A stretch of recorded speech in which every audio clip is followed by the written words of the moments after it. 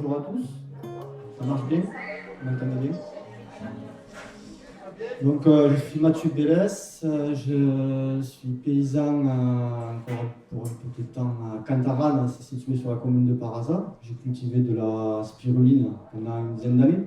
C'est une microalgue qu'on cultive sous serre dans des bassins. C'est très protéinique, en fait, c'est un peu l'algue du bien-être. En fait, c'est une bactérie, c'est une cyanobactérie, donc ça fait pendant 10 ans, j'ai cultivé donc des bactéries.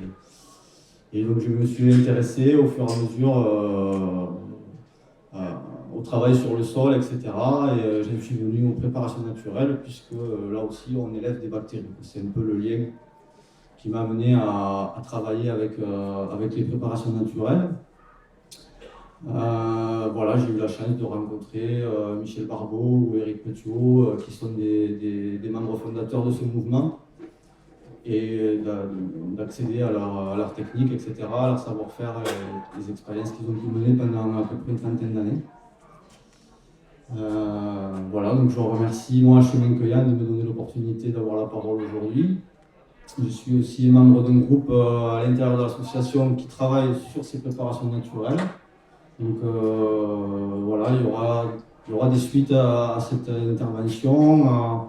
J'espère bien faire une petite formation d'une journée pour vraiment avoir une journée technico-pratique sur comment se fabriquer ses propres préparations. Voilà, donc il va y avoir un travail aussi de biais avec les quelques producteurs, des viticulteurs, etc., qui sont affiliés à l'association, pour mettre en place vraiment des protocoles et proposer des solutions pour les jardiniers amateurs, etc., etc.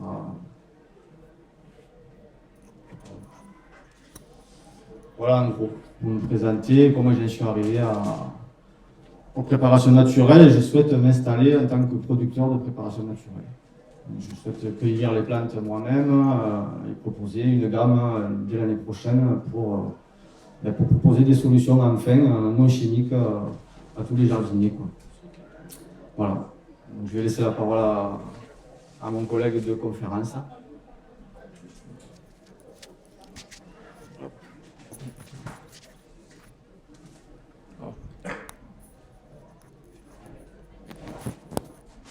Voilà, bonjour, je m'appelle Jean Savin, j'ai été apiculteur professionnel dans le département de l'Hérault, pas loin de Saint-Pons de Thomières, c'est pas loin d'ici. Je suis toujours militant de la Confédération paysanne. Quand il y a eu toutes les intoxications, l'affaire du Gaucho en 1995 ou un peu plus, on a créé une commission apicole à la Confédération paysanne. Et puis, c'était une grosse mobilisation contre ces produits chimiques de Bayer et compagnie.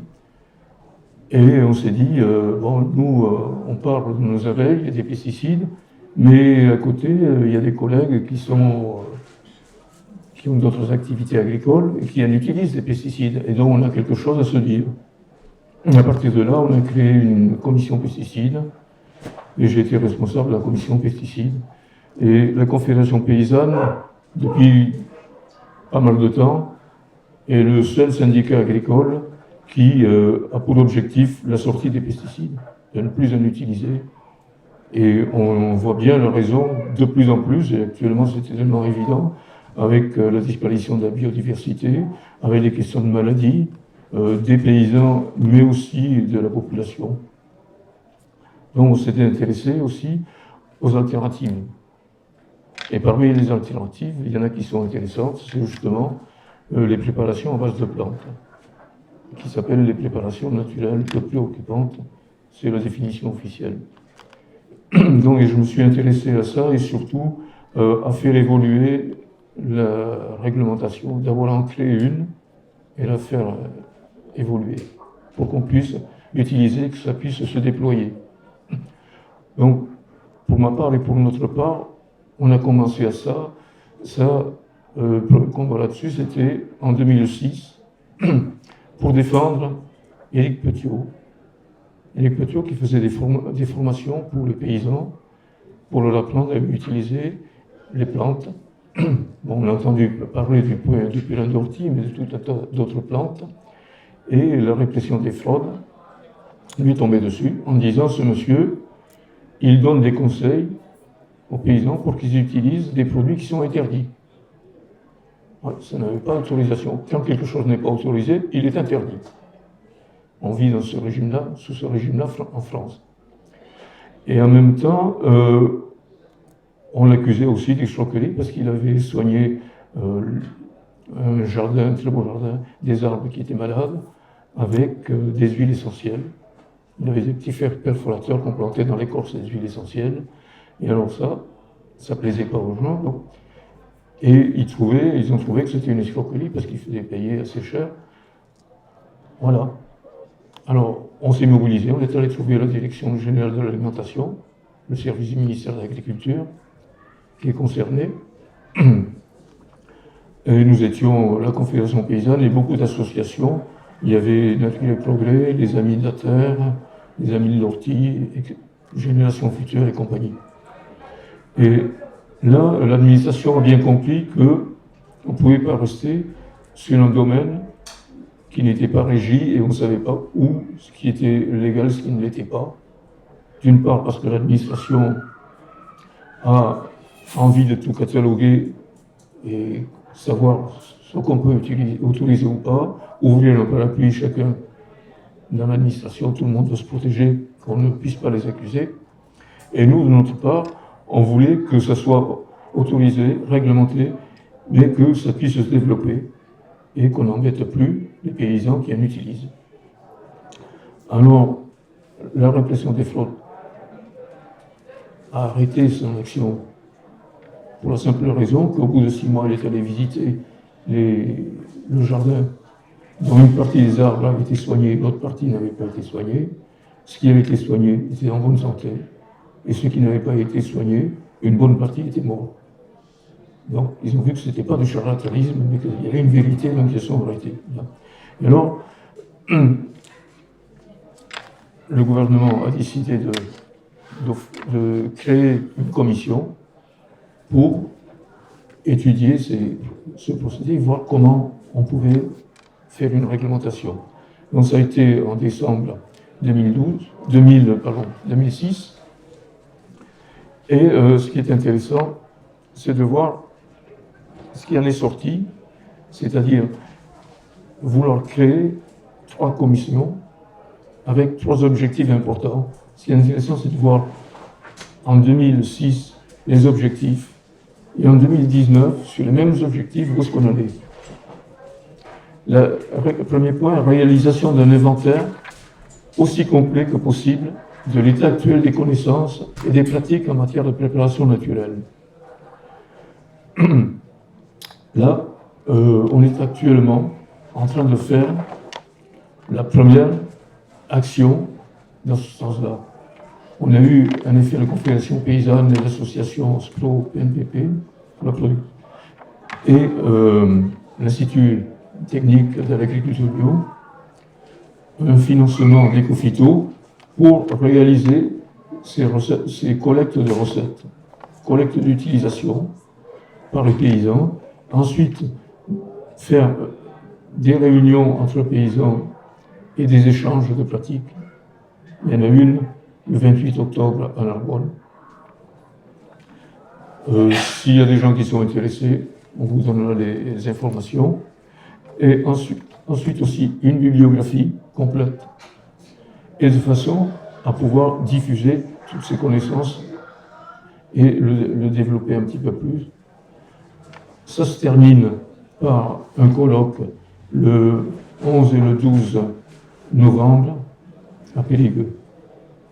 Voilà, donc sur ce point-là. Sur le second point, c'était la définition des préparations naturelles. Là, on a fini difficilement, mais on y est arrivé. Et ensuite, l'autre point, c'était la procédure simplifiée d'obtention, d'autorisation. Là, ça a été laborieux, difficile. On y est presque arrivé, sauf qu'il y a un point qui bloque. Donc, voilà. Donc, je vais voir avec vous la suite. Le gouvernement, pour que ça débloque un petit peu, a saisi le fait de la loi sur l'eau du décembre 2006 pour faire voter un amendement en disant que les dispositions qui concernent les pesticides utilisés au bord des cours d'eau ne s'appliquent pas aux préparations naturelles peu préoccupantes, donc c'est la définition officielle qui est sortie à ce moment-là, qui relève d'une procédure simplifiée. Bon, on a une procédure simplifiée et en principe on peut estimer que ça pourrait sortir des pesticides. Mais ce n'est pas le cas. Il y a eu donc des réunions qui ont été faites pendant 3 ans, au rythme de 3 ou 4 réunions annuelles. Au début, il y avait toute l'industrie des pesticides qui était là, parce que ça les concerne, et qui se demandaient si les gens utilisent des plantes, s'ils peuvent se faire les préparations eux-mêmes, notre chiffre d'affaires, qu'est-ce qui va devenir? Voilà. Alors, au bout de 3 ans, il y a eu un décret, en 2009. Et on a obtenu que les préparations naturelles soient du domaine public, parce qu'on a soutenu depuis le début que c'était un savoir paysan, et que ce savoir paysan, il était inacceptable que des industriels puissent se l'approprier. Donc, et ça, le ministère de l'Agriculture nous a bien compris et bien suivi. C'était aussi obtenu par un procédé accessible à l'utilisateur final. Ça veut dire que le paysan puisse réaliser les préparations qu'il va utiliser sur ses plantes. Donc, pas de procédé industriel. Et ces procédés sont définis. Alors, c'est traité par des moyens manuels, mécaniques ou gravitationnels, par dissolution dans l'eau, extraction par l'eau, ou extraction par distillation à la vapeur, ou par chauffage uniquement pour éliminer l'eau. Donc tant qu'on utilisera un procédé qui soit compris dans cette liste, c'est bon. Ça nous allait bien, sauf que il faut que la substance active soit enregistrée sur la liste officielle de l'Union européenne des pesticides. Et que là, ça coûte très cher. Et qu'aucun paysan, aucun artisan qui produit des préparations naturelles n'a les moyens ni intellectuels, ni financiers surtout, de financer ce genre de demande. Et comme ce n'est pas du domaine industriel, il y a un blocage total, il n'y aura jamais quelqu'un qui va demander une autorisation pour pouvoir utiliser de l'ortie, pouvoir utiliser des choses qu'il utilise depuis longtemps, en plus. Et ensuite, il y avait alors c'est toujours comme la réglementation des pesticides, je vais vous expliquer rapidement. C'est d'abord, pour les pesticides, il y a une plante qui a une maladie ou un parasite, et on lui trouve ce qu'ils appellent un médicament, et on lui trouve un pesticide. Donc il y a une autorisation du produit, et ensuite une autorisation de la préparation.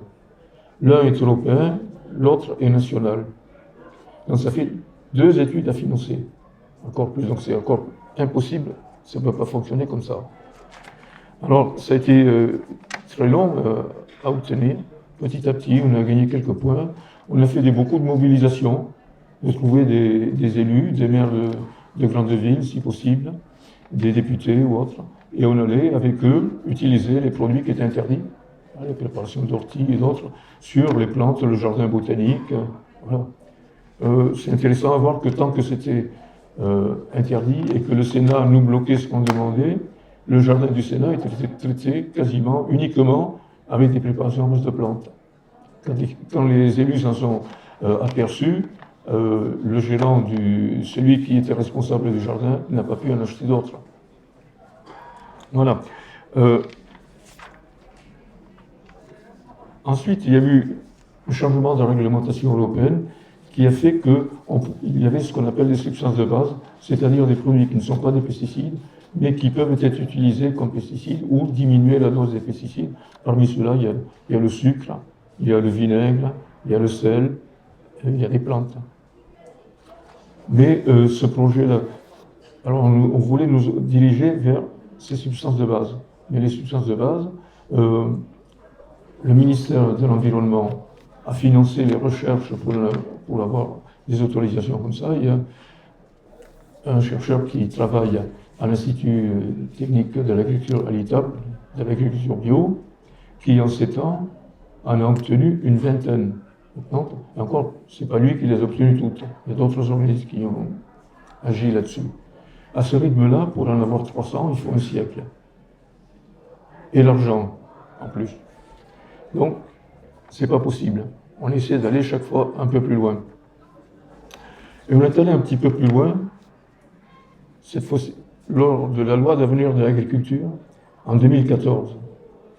On avait rédigé des amendements, on a trouvé des députés qui les ont présentés, mais ça a été démoli par le ministre de l'Agriculture et surtout par le rapporteur de la loi. Le rapporteur de la loi qu'on connaissait bien, en plus ça fait mal car c'était quelqu'un qu'on connaissait bien, qui, quand il était dans l'opposition, nous avait dit que le plus grand bien de toutes ces préparations à base de plantes, que si on ne pouvait pas les obtenir, c'était parce qu'il y avait les lobbies qui étaient là. Et quand il est au pouvoir, il interne notre demande. Alors ce qu'on a fait, on a fait un petit film, on avait filmé ce qui se passe à l'Assemblée nationale, c'est à la télé, donc vous pouvez prendre des images et les mots qui ont été dits. Mais quand on avait interviewé sur les préparations qu'on faisait, on avait aussi enregistré. Et alors on a fait une phrase dans l'opposition et une phrase au pouvoir. Pas longtemps, mais sur 5 minutes. Et ça, on l'a envoyé à tous les députés, tous les sénateurs. Il nous a téléphoné en disant « Ah ben vous êtes salaud, hein, vous m'avez fait un tour de vache. » Et on lui a dit « Et toi aussi ?» Ah ben il nous a dit « Eh bien, il faut qu'on en sorte de là. Il faut qu'on s'arrange. Je vous donne un rendez-vous. Vous dites rien à l'administration. Vous venez, moi j'aurai une juriste avec moi. » Et on a rédigé les amendements qu'on voulait, on lui a fait comprendre. Et il l'a présenté lui-même. Et ça a été voté à l'unanimité. Parce que le ministre lui avait dit « J'en ai marre de tout ça, tu te débrouilles avec. » Voilà, donc là, on a eu le fait que, voilà, ce qui a été voté, c'est simplement ça. Une préparation naturelle peu préoccupante est composée exclusivement soit de substances de base, et c'est une préparation qui est pesticide, mais ça ne nous intéresse pas, soit de substances naturelles à usage biostimulant. Pour sortir de la réglementation pesticides, qui nous bloquait complètement, on s'est dit on va dire que c'est des biostimulants. En fait, on verra que c'est des biostimulants, mais c'est aussi autre chose. Elle est obtenue par un procédé accessible à tout utilisateur final. Ça bloque l'industrie, parce qu'aucun industriel va faire un produit que les paysans peuvent faire eux-mêmes et lui faire la concurrence. Et les substances naturelles à usage biostimulant sont autorisées sur une procédure d'évaluation et une évaluation simplifiée, dont les modalités sont fixées par décret. Entre 2014 et 2016, il y a presque 2 ans, pour que le décret sorte. Et on demandait, on passait pas 3 mois sans demander où est-ce que c'était, où est-ce qu'ils en étaient et pourquoi ça ne sortait pas. Pourquoi ça ne sortait pas, on ne nous l'a pas dit, mais on le sait. Parce que le jour où un conseiller du ministre a quitté le cabinet ministériel, on savait d'où elle venait, on savait les opinions sur les produits-là. 15 jours après, les 2 décrets sont sortis. Voilà. Et alors, on a eu, en 2016, un décret qui dit que les substances biostimulantes sont autorisées par une inscription sur une liste ouverte et publique tenue par le ministre de l'Agriculture. Ensuite, la substance a fait l'objet d'une évaluation par ANSES. C'est là le point qui bloque.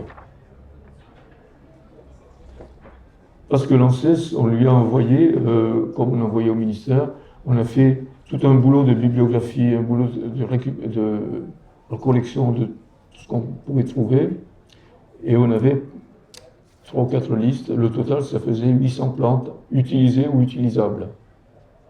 Quand ils ont vu ça, ils ont dit « Oula, d'une part, on ne sait pas comment on peut faire évaluer ça, d'autre part, on n'a pas les moyens. » Et au bout de 2 ans, il n'y en a eu aucune qui a été évaluée par l'ANSES. L'ANSES devait voir uniquement l'effet toxicologique sur la santé humaine, sur la santé animale et l'environnement.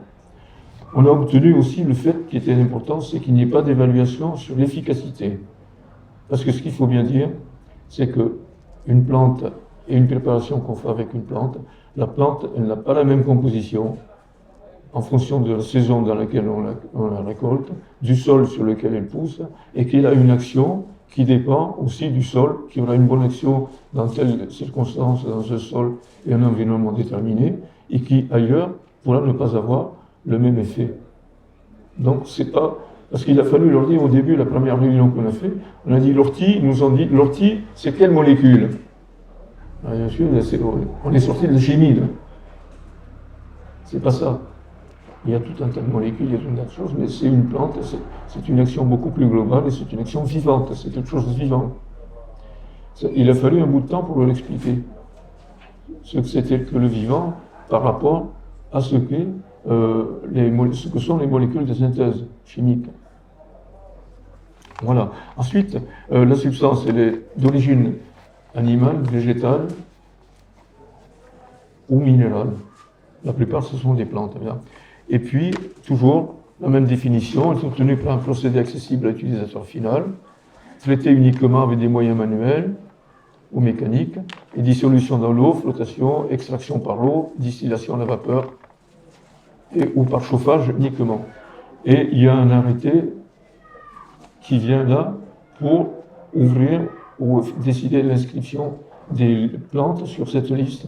Et le ministère de l'Agriculture, d'un coup de main très large, a ouvert la liste à 148 plantes qui sont notées dans le Code de la santé publique, c'est-à-dire ce qui n'est pas privé pour la pharmacopée.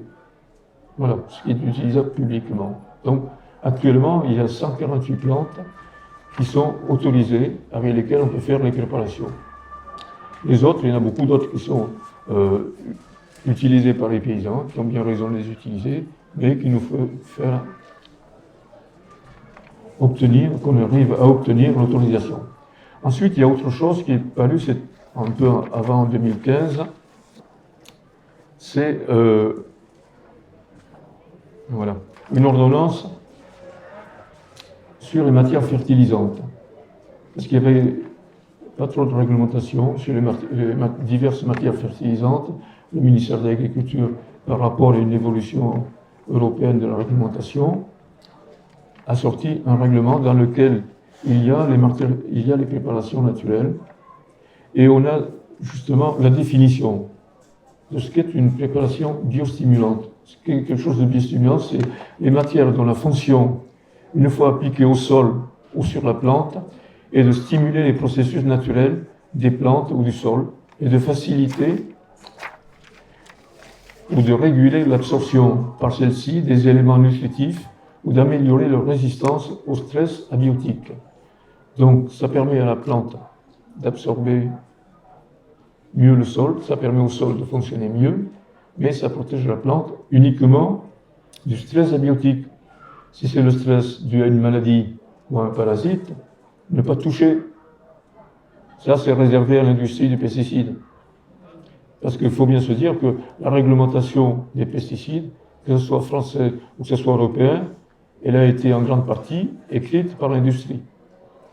Et quand on prenait sur l'article qui dit ce qui est un pesticide, vous avez tout ce qui peut porter, qui agit pour le bien-être de la plante, pour lutter contre les parasites, que ce soit des champignons, que ce soit d'autres parasites, des attaques, tout, c'est tout un pesticide.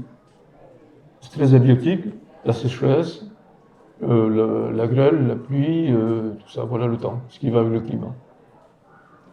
Bon, en fait, on l'utilise aussi pour autre chose. Voilà, et puis, au dernier moment, donc où est-ce qu'on en est actuellement? Donc actuellement, on a un décret qui dit comment il faut que les substances doivent être évaluées et autorisées. On a obtenu le fait des points qui sont positifs, c'est du domaine public. Il n'y a pas d'industrie qui va faire ça, quoique Bayer vend du purin d'ortie, mais qui est fabriqué par quelqu'un d'autre, pour pouvoir dire à un moment donné, moi aussi ça m'intéresse. Mais bon, c'est rien du tout. Ensuite, on a obtenu une simplification parce qu'au départ, il y avait l'aspect de l'efficacité, on ne peut pas en sortir quelque chose de clair parce que c'est pas figé, c'est du vivant, voilà. Et là maintenant, dans la loi des États généraux de l'alimentation, on a essayé de faire passer un avis qui avait été donné en 2001, qu'on a trouvé tardivement, par la commission des experts du ministère de l'Agriculture, qui s'appelait la Comtox, avant que l'agence l'ANSES actuelle existe, ou que celle d'avant, qui était l'AFSA, existe. C'était des experts qui faisaient expertiser la toxicité des pesticides et qui disaient ce qui était autorisable ou pas.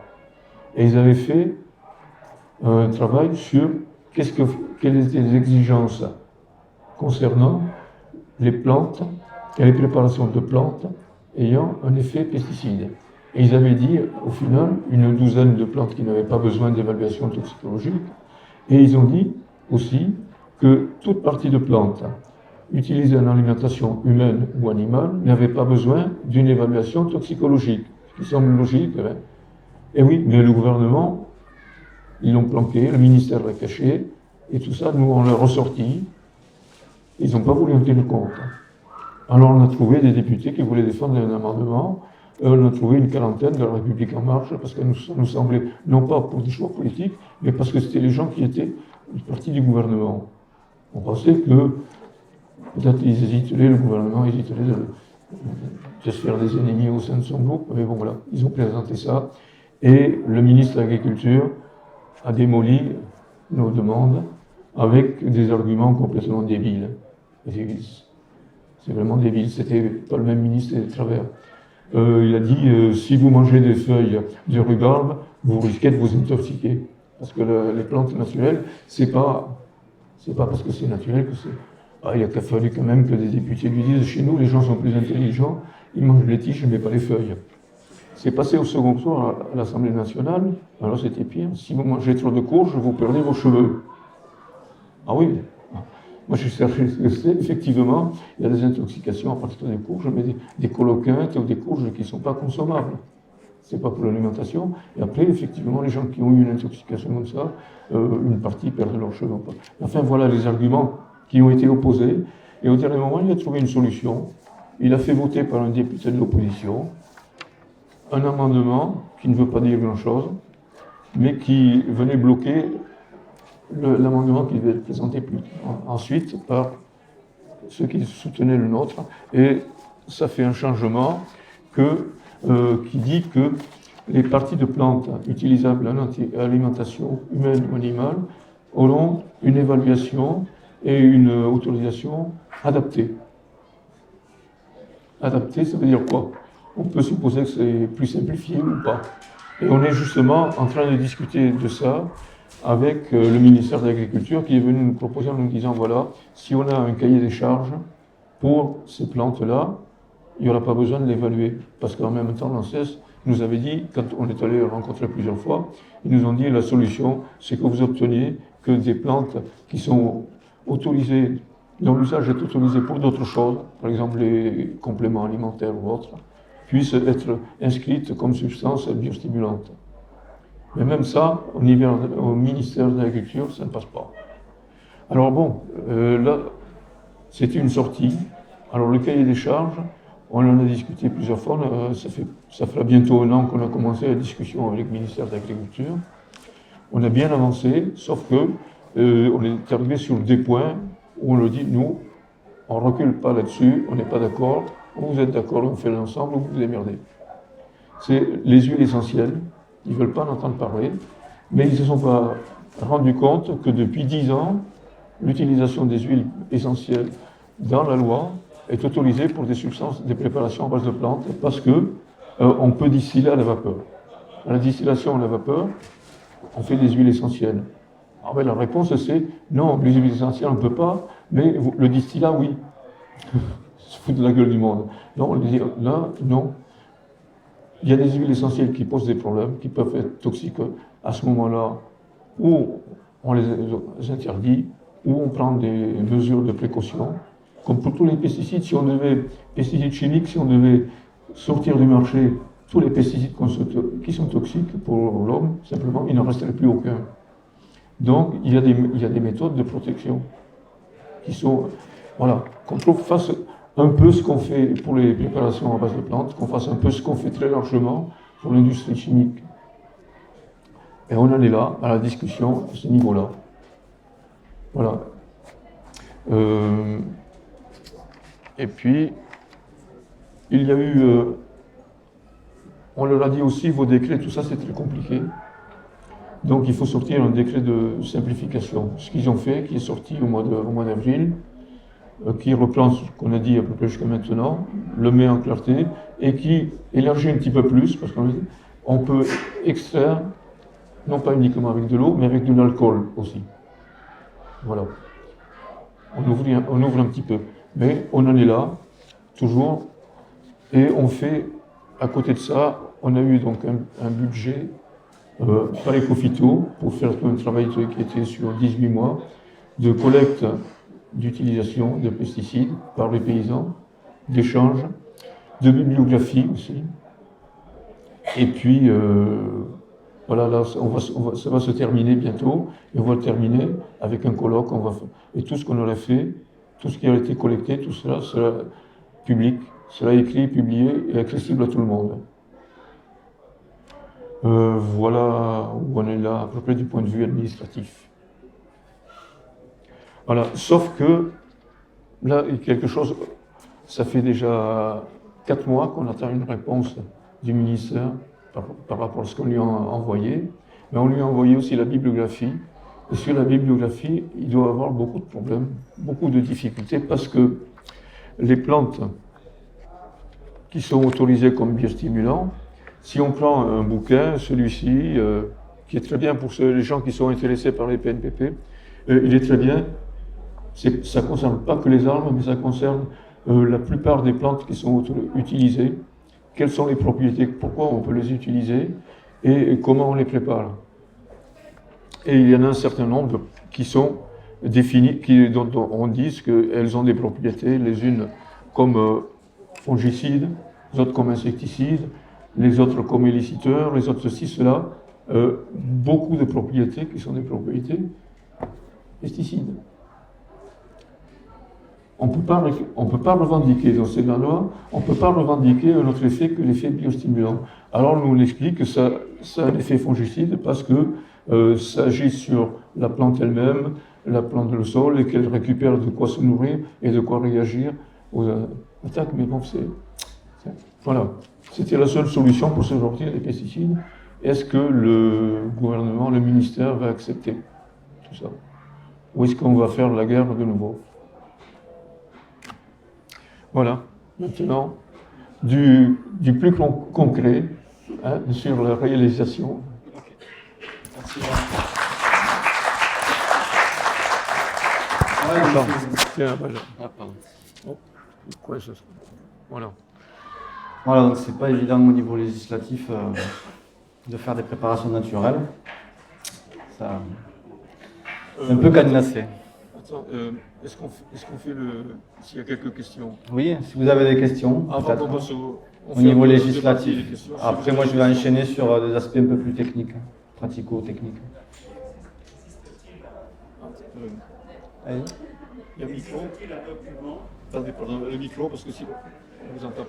Ah, attends, il va ramener le micro. On va vous donner le micro. Existe-t-il un document qui regroupe tout ce que vous venez de nous dire, c'est-à-dire les plantes qui sont autorisées, les plantes qui ne le sont pas, etc. Pas encore.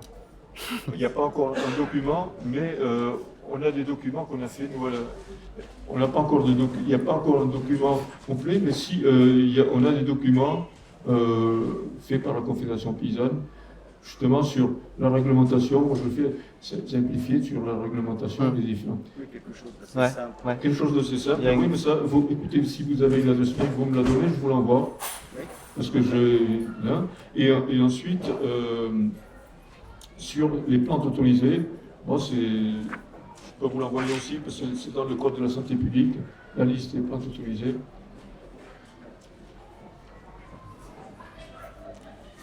C'est bon?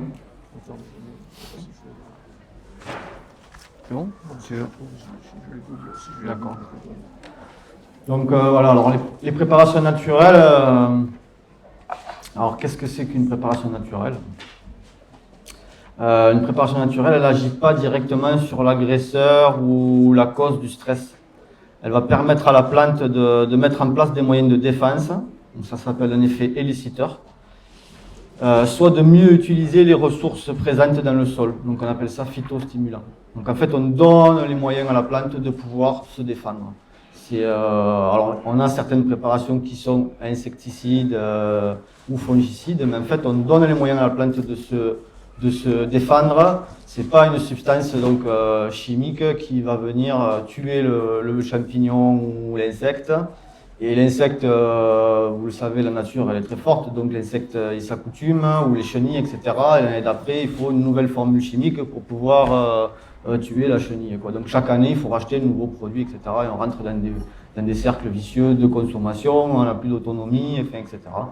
Et on lutte contre, au lieu d'essayer de faire avec et de multiplier la biodiversité plutôt que de sectoriser et tuer tout le monde. Et nous avec en même temps, puisqu'on ne tue pas que l'insecte, on se tue aussi nous-mêmes.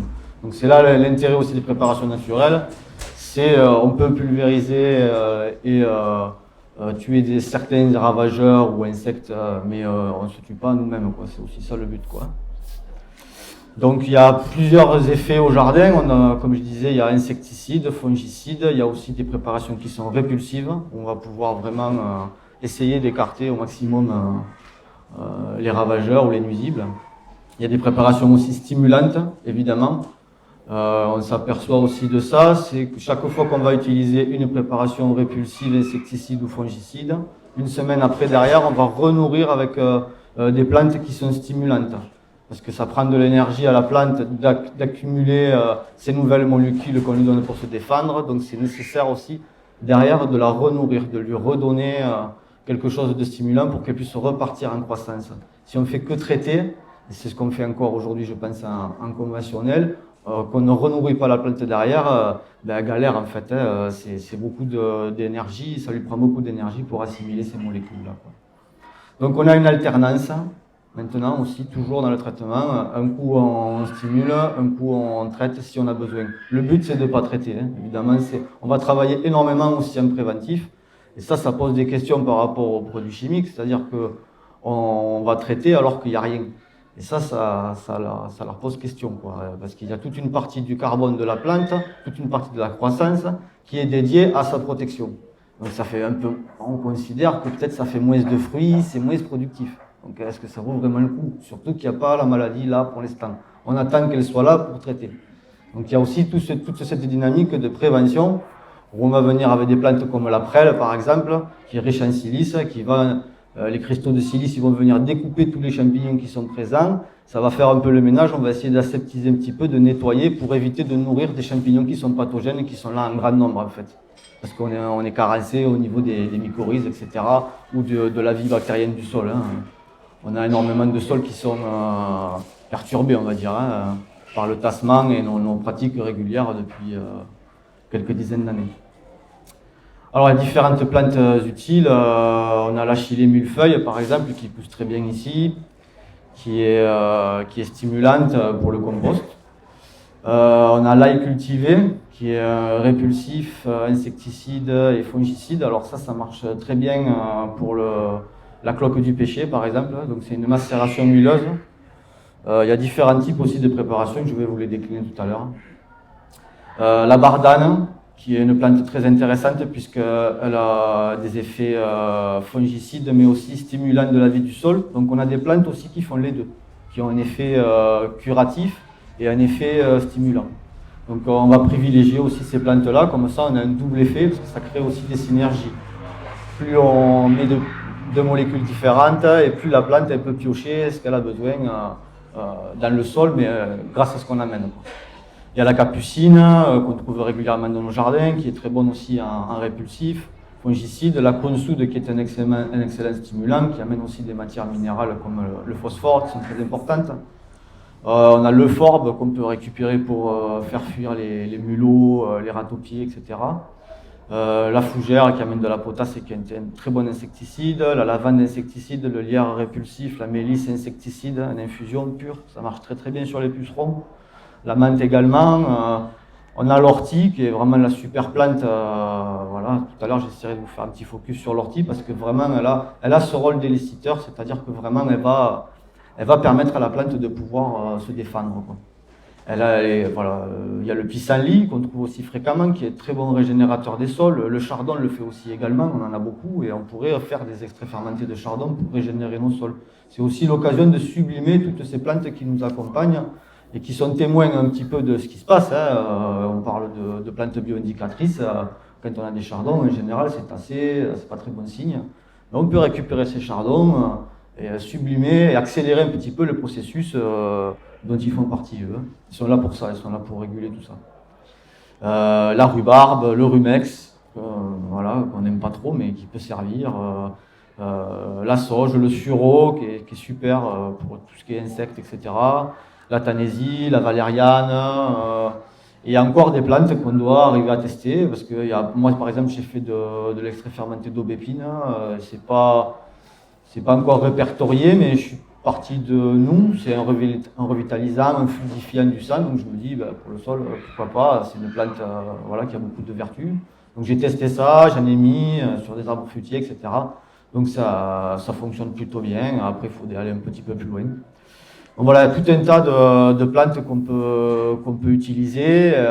On a aussi des préparations inductrices. Ça, c'est très intéressant. Par exemple, il y a la menthe, tenserpolée et l'origan. Alors, on peut mettre les trois ou une des trois. C'est une infusion pure et ça va envoyer un signal comme quoi il fait froid. C'est-à-dire, c'est super avant un gel ou après une grêle. Parce que la plante, la grêle, le temps que l'information circule, ça peut lui prendre quelques jours. Donc là, on peut lui envoyer un signal, il fait froid, c'est comme si on vous mettait à vous dans une chambre froide pendant 15 minutes. Au bout d'un moment, vous allez vous mettre en résistance. Et là, on peut dire à la plante, mets-toi en résistance, il fait froid, il y a eu un gel, il y a eu... Et du coup, elle va mobiliser ses ressources pour cicatriser, etc. On l'aide à accélérer le processus de compréhension de ce qui arrive, quoi. Donc on va chercher aussi énormément de résistance avec ces produits donc éliciteurs comme l'ortie, la consoude, la prêle. C'est ce qui nous intéresse. On n'est plus vraiment non plus dans la croissance. Voilà, c'est un peu le leitmotiv là de ces dernières décennies, la croissance, la croissance. En fait, là, on va chercher de la résistance. Si la plante elle peut résister, elle arrivera à pousser, quoi. Parce qu'aujourd'hui, vous voyez bien, dans une journée, il y a les 4 saisons, la plante, elle ne sait plus où elle habite à des moments et elle a besoin de résistance. Donc c'est aussi par rapport au sol. Donc toutes ces préparations naturelles s'appliquent également au sol et en priorité au sol. C'est vraiment le sol qu'on va nourrir. On s'occupera de la plante une fois que le sol sera redynamisé, on va dire, qu'on aura remis des bactéries. Parce qu'en fait, on va voir que dans les extraits fermentés, c'est un élevage de bactéries. Ce n'est pas des composés, des molécules chimiques comme on a dans les autres produits, qu'on a l'habitude de connaître, potasse, azote, etc. Là, c'est un peu différent, quoi. Comme disait tout à l'heure, c'est du vivant, quoi. Donc, on a différents modes de préparation. On a toutes les tisanes. Donc, c'est la famille des tisanes. Dans les tisanes, il y a les infusions, les décoctions et les macérations à l'eau froide ou extraits à l'eau froide. Donc les tisanes, ça peut se faire avec des plantes fraîches ou avec des plantes sèches. Quand on a des plantes sèches, on a un principe actif qui est beaucoup plus fort, ça va beaucoup plus être curatif, etc. Mais on a aussi des apports dans les plantes fraîches, ça peut amener une certaine vitalité, des photons, enfin, etc. Donc une infusion des plantes dans l'eau froide, on monte à ébullition, on coupe le feu, on laisse bien le couvercle parce que les principes actifs ils sont dans la buée, dans la vapeur d'eau. Une fois que c'est refroidi, on peut filtrer et on peut pulvériser, ça se conserve assez mal, quoi. Il faut le laisser au frigo. En général, c'est au moment, quoi, pour les infusions. La décoction, c'est pareil. Une des décoctions les plus prisées et les plus efficaces, c'est la décoction de prêle.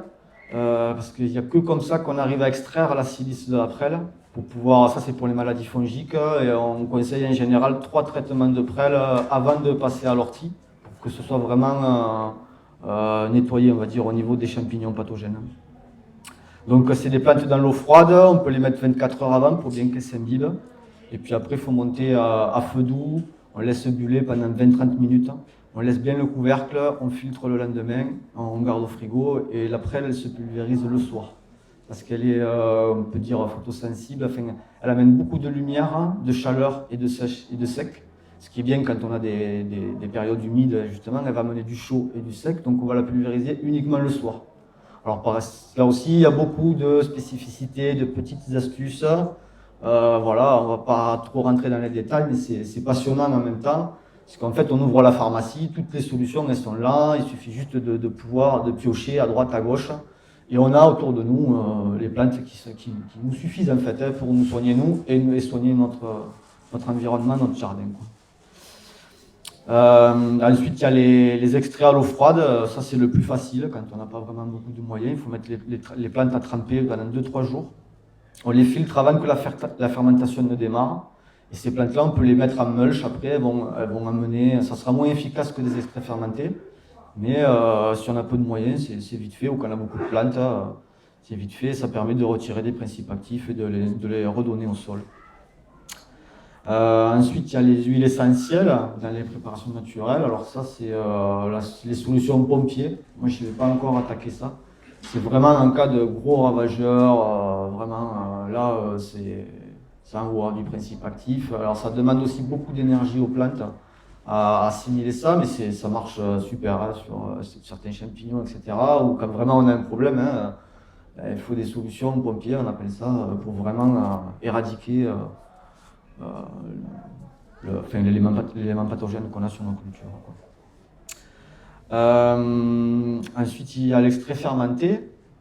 Donc ça, c'est des extraits fermentés. Là, il y a consoude et là, il y a ortie. Vous voyez, c'est quelque chose de très clair. Je vais vous faire une petite démo après pour vous expliquer, parce que là, on a pas mal évolué ces derniers temps là-dessus. Avant, on faisait à l'air, c'est-à-dire aérobie, et maintenant, on fait sans air, c'est anaérobie.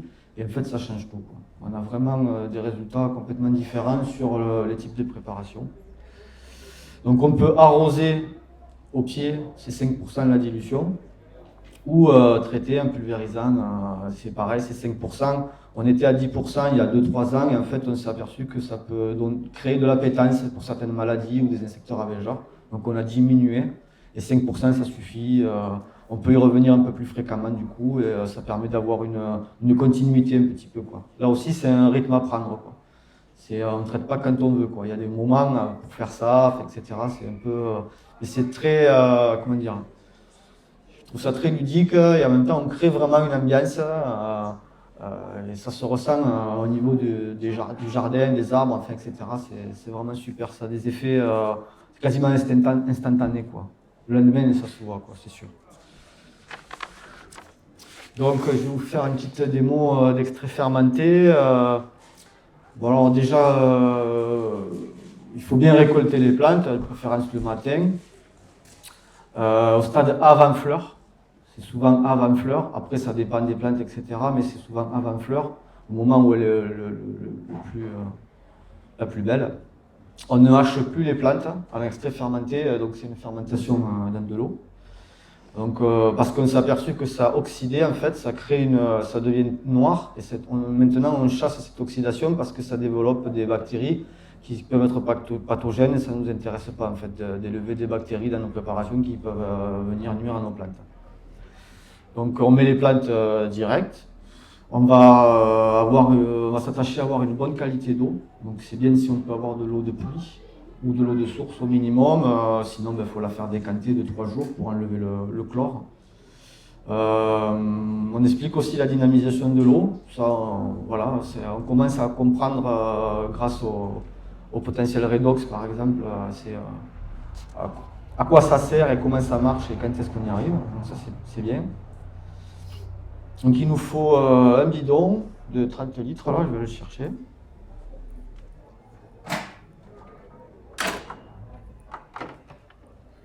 Voilà. Donc ça c'est un bidon tout simple, 14 €, avec un robinet 6 €. Il vous faut une bande de fond. Tu peux tenir. Ouais. Donc voilà. Donc avant, on faisait des fermentations juste sans fermer le bidon ou en mettant le bidon, mais les gaz s'échapper, le couvercle saute. Donc on a un couvercle qui tient bien maintenant. Il nous faut, au fond, on met une bonde de fond pour éviter que les plantes bouchent notre robinet quand on va vouloir filtrer. C'est tout bête. On met les plantes, il faut bien qu'elles soient imbibées, on va les tasser un petit peu, il faut bien qu'elles soient imbibées d'eau. L'eau, en premier, on va la chauffer, on va la mettre à 30 degrés. Donc si on a 30 litres, on va chauffer 10 litres à 90 degrés pour avoir 30 litres à 30 degrés. Et en fait, on va faciliter le lancement de la fermentation. En 12 heures, le lendemain, déjà, c'est parti. Et donc ça va être anaérobie. Alors c'est ça la dernière trouvaille, tout récent. Avant, on faisait avec des couvercles flottants, avec des chambres à air, on mettait un plastique, avec des poids et tout ça. Et là, maintenant, il y a ça, c'est pour faire la fermentation de la bière, ça s'appelle un barboteur. Ça coûte 2,50 €. On peut faire jusqu'à 40 litres. Et donc, on va mettre un petit peu d'eau ici, vous voyez, c'est comme un siphon. Et ça va empêcher l'air de rentrer, mais ça ne va pas empêcher les gaz de sortir. Avec la pression, le gaz va pouvoir sortir. Donc là, on est anaérobie. L'air, il ne rentre plus dans le bidon. On ne veut plus d'air. Ça ne sera plus oxydé. Parce que dès que l'air va rentrer sur les purées d'ortie, comme on faisait anciennement, ben ça s'opacifie, ça devient vite vert foncé, marron, donc ça veut dire que c'est oxydé, et que là-dedans on a des bactéries qui sont pathogènes, qui ne nous intéressent pas. Donc en fait, ça marche sur le coup parce qu'on amène quand même quelque chose, mais on peut avoir des maladies, des mildious, des oïdiums de 2e, 3e, 4e génération qui sont encore plus virulents parce qu'en fait on les a nourris, quoi. Donc c'est pour ça qu'on est passé en aérobie sans air, quoi. Et vous voyez le résultat, c'est prêt au bout de 3 jours, 4 jours maximum, donc c'est très rapide et ça fait quelque chose de très clair, quoi. Ça c'est de la consoude et ça c'est de l'ortie. Voilà. L'odeur est moins forte aussi. Et pour le filtrer, j'utilise un filtre à café en plastique, là, ça suffit. Voilà. Après, il faut bien faire le vide d'air. Il ne faut pas qu'il y ait d'air dans la bouteille. Et quand vous allez vous en servir, également, il faut bien appuyer, chasser l'air. Sinon, ça va devenir marron en 5 minutes, ça s'oxyde. Et là, vous pouvez le jeter aux toilettes. Pas dans le compost, parce que sinon, vous allez élever des bactéries pathogènes. Donc, c'est... Voilà. La dose, c'est 1 kg de plantes pour 10 litres d'eau. Donc avec 1 kg d'ortie, vous faites 10 litres d'extrait fermenté. Si vous diluez à 5%, il vous faut un demi-litre pour un pulvérisateur de 10 litres. Avec 10 litres en pulvérisation, vous faites du chemin déjà.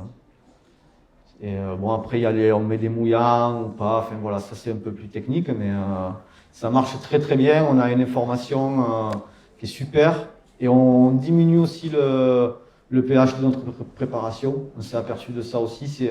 On va mettre un petit peu de vinaigre de cidre bio ou du lactosérum en prenant le pH mètre dans le pulvérisateur parce qu'on s'est aperçu que les végétaux à 6 de pH, ils assimilent tout ce qu'on leur donne. Donc si on a une eau de source à 7, etc., c'est bien de... moi j'en ai un pH mètre, voilà, je vais faire une petite journée d'initiation, vous venez avec votre eau, on trouve le dosage, il vous faut 2 cuillères de vinaigre de cidre dans votre pulvé, vous êtes à 6, et là vous pouvez pulvériser, tout est assimilé par le végétal, quoi. Donc ça, c'est aussi des petits détails, des petites astuces. Il y a plein de trucs comme ça, quoi. On s'est aperçu aussi, par exemple, il y a Jean qui est apiculteur, là. Le miel, si on rajoute 10 grammes de miel à l'hectare, en dessous de 10 grammes de miel à l'hectare en pulvérisation, ça démultiplie complètement l'effet de la préparation. Et ils ont testé tous les sucres, il n'y a aucun sucre qui fait ça, quoi. Et au-delà de 10 grammes à l'hectare, ça fait de la confusion sexuelle. Donc on met un peu la panique dans tout le... Voilà, ça aussi c'est des moyens répulsifs. Des fois on est envahi, du coup on peut mettre la panique pour que les insectes qui soient perturbés dans leurs signaux, etc. Et du coup on est un peu plus tranquille. Donc le miel fait ça, quoi.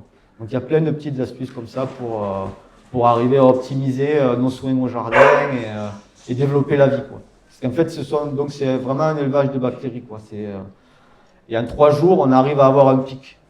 Donc on va pas attendre cette oxydation, cette fermentation un peu plus longue. On va récupérer vraiment toutes les bactéries avant qu'elles commencent à se manger entre elles et à faire trop pipi ou trop caca et avoir des éléments qui sont plus grossiers, quoi. Voilà, en gros, comment on fait un extrait fermenté en aérobie. Et les températures max et limites pour la préparation. Choquer le bidon et dans quelles conditions?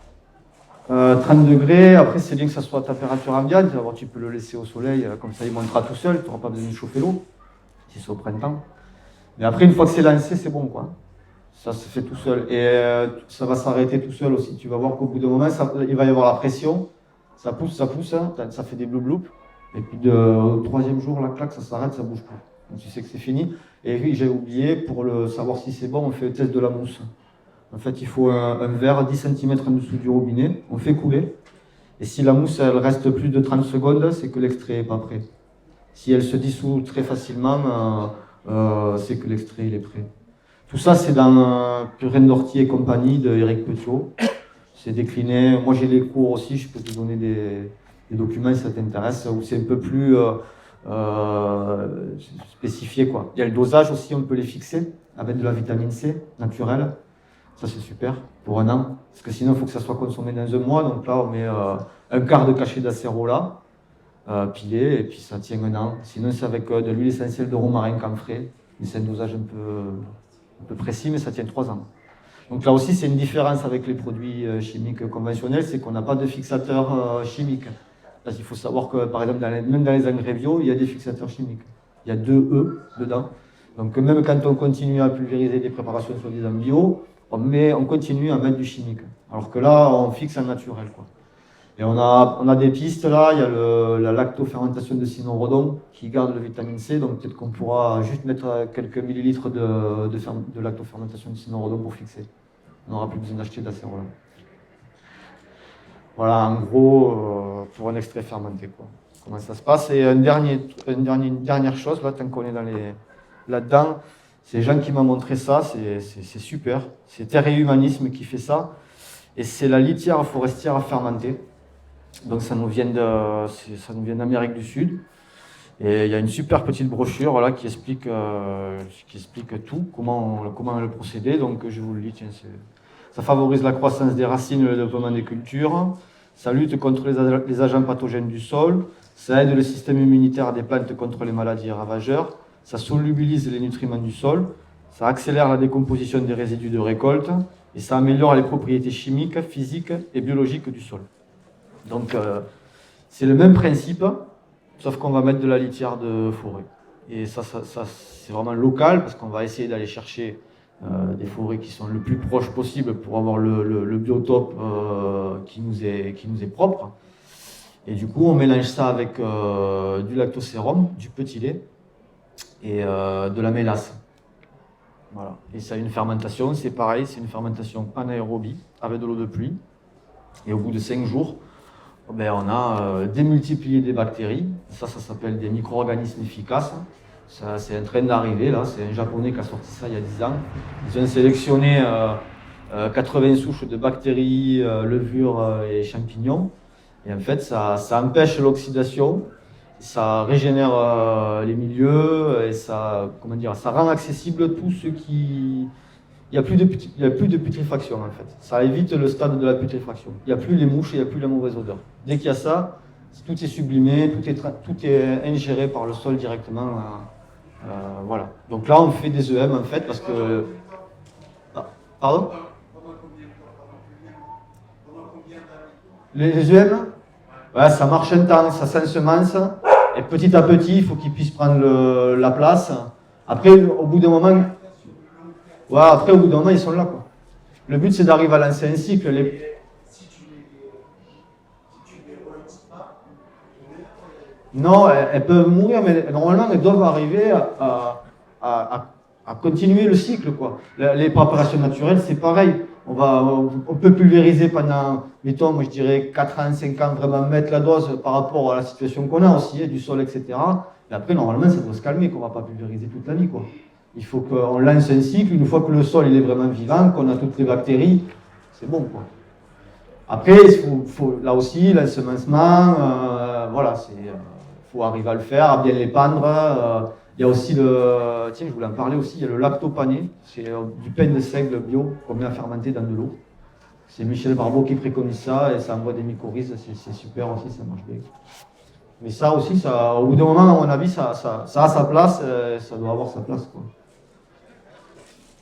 Voilà, en gros, tout ce qui est préparation naturelle, là on a vu des fermentations. Et ça, je pense vraiment que c'est l'avenir, c'est super parce qu'en plus ça se conserve pas. Ça, c'est maximum une semaine, donc ça, les industriels, ils peuvent pas le faire, quoi. C'est vraiment pour l'autonomie, c'est vraiment local, c'est avec nos biotopes. Donc ça, c'est super truc, ça. Voilà. Donc à pratiquer, je pense, quoi. Ou au moins à essayer, quoi. Ah, ça, ça se trouve à Haut de Plastique. Il y a deux jeunes qui font du plastique avec Zapac. J'ai trouvé ça. C'est 30 litres, vous pouvez aller jusqu'à 40 litres. Et ça, c'est surtout sur les sites de brasserie, de bière, les barboteurs. Ils vous vendent même le seau, il y a le seau, le robinet, c'est tout prévu, quoi. Il y a même la grille au fond, je crois. Donc ça, c'est pas... Voilà. C'est un barboteur. Ça change la vie.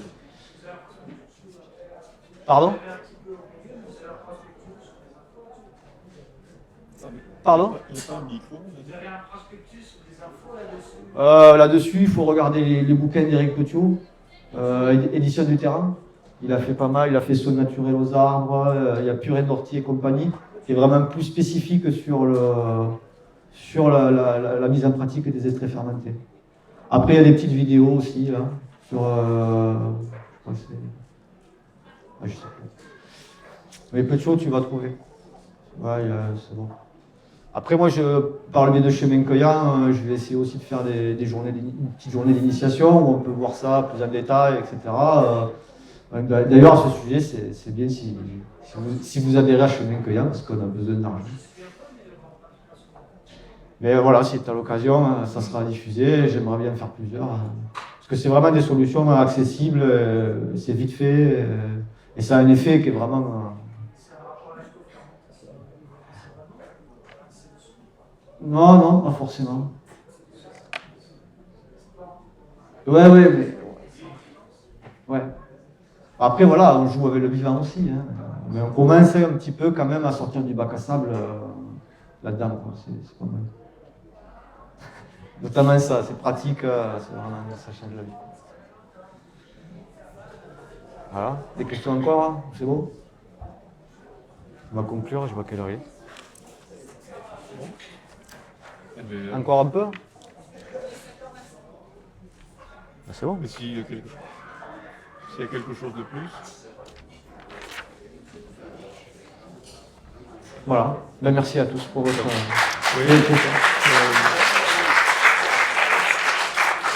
Si vous avez des questions plus précises ou qui vous viennent ensuite sur la réglementation ou autre chose, vous pouvez me donner vos coordonnées. J'en ai pas.